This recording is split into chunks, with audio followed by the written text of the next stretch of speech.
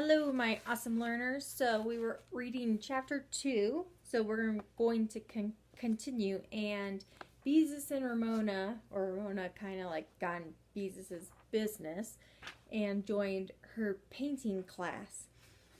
So we were just at that part. Let's go ahead and continue. I'll go ahead and read like the last couple sentences we read. Back and forth across the paper she swept her brush, brave and bold and free. That was the way to do it. And that was Beezus we were talking about, doing her painting. Her sky turned out to be too wet, so while it dried a little, Beezus looked at what the other boys and girls were doing. Celia, who sat on her left, had already filled in a brave, bold background of pink, which she had sprinkled with big purple dots. Now she was painting a long gray line that wound all over her paper, in and out, around the dots. "What's that supposed to be?" whispered Beezus. "I'm not sure yet," answered Celia. Beezus felt better because Celia was the kind of girl who usually knew exactly what she was doing and whose pictures were often tacked to the center of the wall. The boy on the other side of Celia, who always wanted to paint airplanes, was painting what looked like a giraffe made of pieces of machinery, and another boy was painting a thing that had two heads. Beezus looked across Ramona to Wayne. He had not bothered with the sky at all. He had painted a hen. Beezus knew it was a hen because he had printed in big letters, "This is a real hen," with an arrow pointing to it. Wayne always tried to do just the opposite of what Miss Robbins wanted. "Hey, quit peeking," said Wayne in a loud voice. "I'm not peeking," said Beezus, hastily, trying to look as if she had been interested in Ramona's paper after all.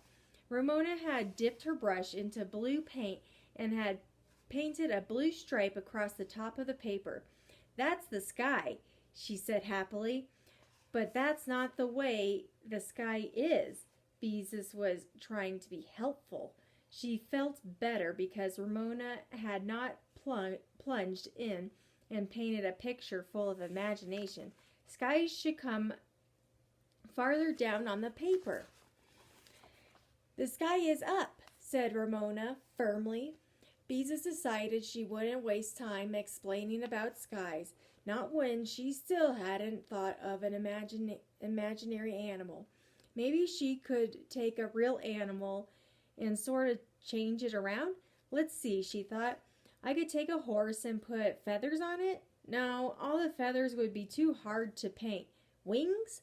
That was it. A horse with wings was an imaginary animal. A real imaginary animal. Because Mother had once read aloud a story about penguins, the winged horse, out of a library book.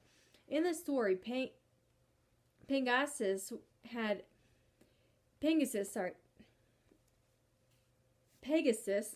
had been white, which was a real horse color. Beezus decided to be extra imaginative. She would make her horse green, a green horse against a blue sky. Miss Robbins ought to like that. Beezus did not think blue and green looked very pretty together, but Miss Robbins often liked colors that Beezus did not really think went together. Beezus dipped her brush into green paint and outlined a wing against the sky. Next she outlined the body of the horse and a long tail that hung down. It was a magnificent horse. At least Beezus hoped it would look magnificent when she finished it. Anyway, it was big because Miss Robbins liked her artist to cover the whole paper. Quickly and neatly, Beezus filled in the outline of the horse because Miss Robbins, who was looking at Celia's picture, would look at hers next. Somehow the horse was not exactly what Beezus had in her mind's eyes, but even so, compared to whatever Celia was painting, a green horse with wings was really a very good imaginary animal. And except for a few soggy places in the sky, her work was much neater than Celia's. Beezus waited for Ms. Robbins to point this out. What do you think is going to happen? Instead, Ms. Robbins said, Celia, your picture is a work to be proud of. It is a difficult thing to get to be as free as this. Then Ms. Robbins moved to Beezus as her earrings swinging forward as she leaned over the drawing board. Beezus waited anxiously. Maybe her picture wasn't so good after all. If Ms. Robbins liked a gray line winding around a lot of purple dots, maybe she wouldn't like a flying horse. Maybe she liked things with no special shape, like those earrings. You have a good sky, even if it is a little wet, said Ms. Robbins. Beezus was disappointed. Anybody could have a good sky. Ms. Robbins continued to study the picture. Try to think how a horse would look if it really was flying. Beezus tried to think. What about the tail? Asked Miss Robbins. Wouldn't the tail fly behind instead of hanging down? Especially if the wind blew real hard, said Wayne. Can't you make the horse look rounder? Asked Miss Robbins. Think how a horse looks with the sun shining on him. Parts of him would be in shadow. Not that horse, said Wayne. She just copied it off of Mabaga's billboard, only she made it in green instead of red. I did not, said Beezus indignantly. Then she stared at her painting again.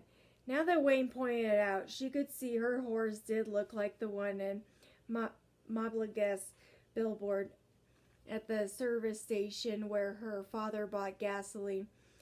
He was flat cardboard horse, not a magnificent horse at all. Her horse wasn't even as good as the horse on the billboard because instead of a flying tail, he had a tail that hung down like a mop. All right, Wayne, said Miss Robbins. I'm sure Beezus did not mean to copy anything from a billboard. No, I didn't, said Beezus mournfully. I was only trying to change a real animal around to make it imaginary, but I just don't have imagination is all. Why, Beezus, of course you have imagination. Miss Robbins sounded shocked at the idea of anybody's not having imagination. My little sister has lots of imagination, said Beezus. Everybody says so. Miss Robbins smiled reservedly. That doesn't mean that you don't have any. I think your trouble is that you work too hard. You don't have to be so neat. Why don't you start another painting and just try to have a good time with your paints? Beezus looked uncertain. It was a nice change to have a grown-up tell her she didn't have to be neat. She didn't have to understand how she could paint a good picture unless she worked at it. If only she had some imagination like Ramona. But no, Miss Robbins said everybody had imagination. Well, if she had imagination, where was it? Why wasn't it helping her in her imaginary animal? All she could think of was that cardboard horse on the billboard. Beezus glanced at Ramona, who had been surprisingly quiet for a long time, to see how she was coming along with her picture of Ralph, except for the stripe of sky at the top. Ramona's paper was blank. Now she dipped her brush in yellow paint, divided the hairs of the brush into 3 tufts, and pressed them on the paper, leaving a mark like a track of a bird. That's not the way to use a paintbrush, said Beezus. Besides, you're getting paint on your fingers. Look, Ralph's feet marks, exclaimed Ramona, paying no attention to Beezus. You mean footprints, corrected Beezus. Now go on and paint the rest of Ralph.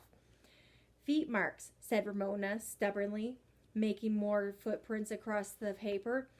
And I can't paint him because he's just pretend. Oh well, thought Beezus. Maybe making footprints isn't good for the brush, but it keeps her quiet. She dabbled her own brush in green paint and tried to stir up her imagination.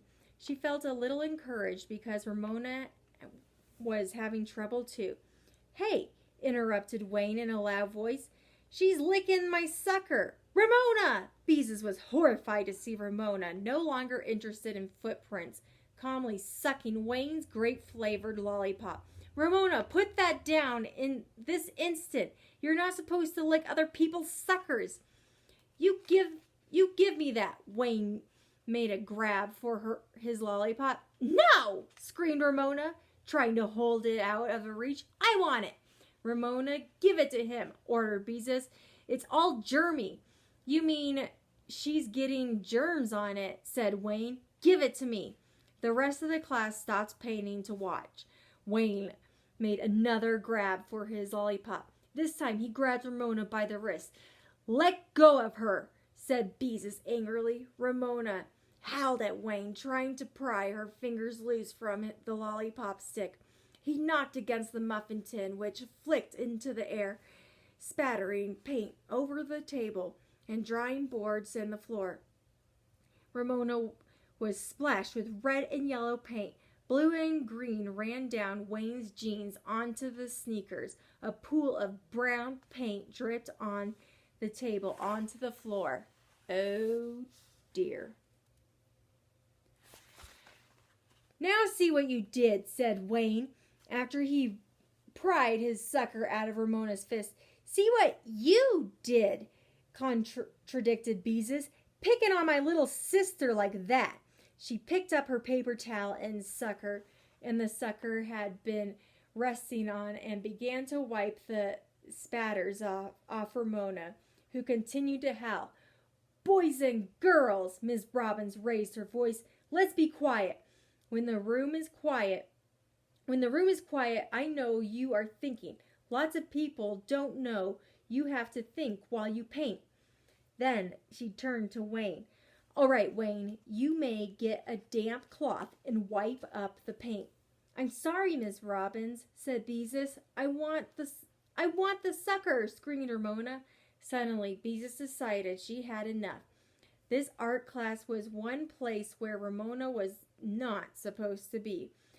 She was supposed to play in the sand pile. Mother had said so. She was not supposed to upset the class and spoil everything with one of her tantrums. Beezus made up her mind. She was going to do something about it, and right now, too. Though she didn't know. "Ramona, stop